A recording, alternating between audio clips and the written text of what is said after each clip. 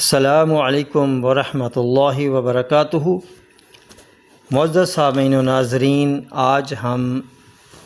High blood pressure کے بارے میں گفتگو کریں گے۔ ہائی بلڈ پریشر، اس کی جو وجوہات ہیں ان میں ایک تو کولیسٹرول کا ہونا ہے، خون کی نالیوں کا تنگ ہونا ہے، خون گاڑھا ہونا ہے، اور اس کی جو علامات ہیں وہ نبض دیکھنے سے ہی پتہ چل جاتا ہے کہ نبض زوردار، یعنی اس کا جو کرا ہے وہ زوردار ہوگا، ہاتھوں کی انگلیوں کو دفع کرے گا، زور سے ہٹائے گا۔ اگر اس کو تھوڑا سا دباؤ دیا جائے تو وہ دبے گی نہیں، بلکہ وہ انگلیوں کے نیچے سے گزر جائے گی۔ تو اس کے ساتھ ساتھ کچھ اور علامات ہیں، جیسا کہ دل بھی بعض اوقات تیز تیز دھڑکنے لگتا ہے،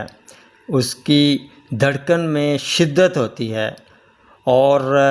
مریض کو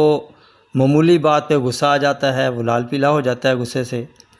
اور بعض اوقات اگر یہ شدید ہو تو سر میں بھی درد ہونا شروع ہو جاتا ہے اور دل بھی گھبراتا ہے۔ اور جیسا کہ لو بلڈ پریشر میں دل گھبراتا ہے نا، دل بالکل اس کی رفتار کم ہو جاتی ہے، اس وجہ سے نہیں گھبرائے گا، بلکہ اس کی گھبراہٹ تھوڑی اور طرح کی ہوگی۔ جیسے مریض کہے گا مجھے ہوا دو، مجھے پنکھا جھلو، یا اس طرح کی اس کی دل کی گھبراہٹ ہوگی، تیزی کی وجہ سے اس کی گھبراہٹ ہوگی۔ تو جب چیک کریں گے تو واقعتاً جو ہے وہ بلڈ پریشر اس کا زیادہ ہوگا، یہ تو چیک کر کے تو کنفرم ہو جاتا ہے نا۔ اور بعض اوقات سینے میں بھی درد شروع ہو جاتا ہے، اور جب بلڈ پریشر زیادہ ہوتا ہے، کان کی یہ جو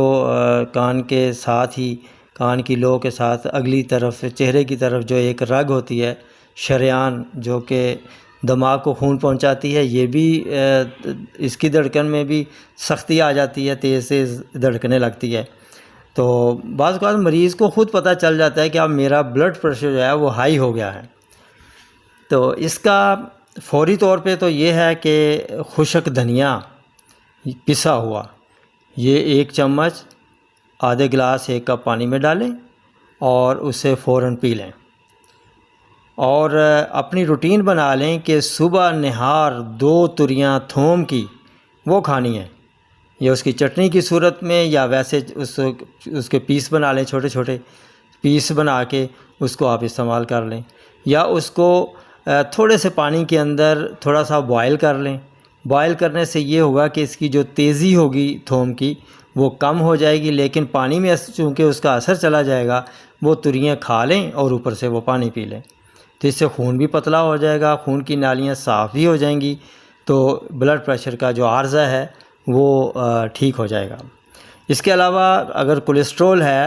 تو چھلکا اسبغول اس کے لیے بہترین چیز ہے۔ کولیسٹرول جسم سے خارج کرتا ہے، قبض رفع کرتا ہے، چھلکا اسبغول آنتوں میں نرمی پیدا کرتا ہے،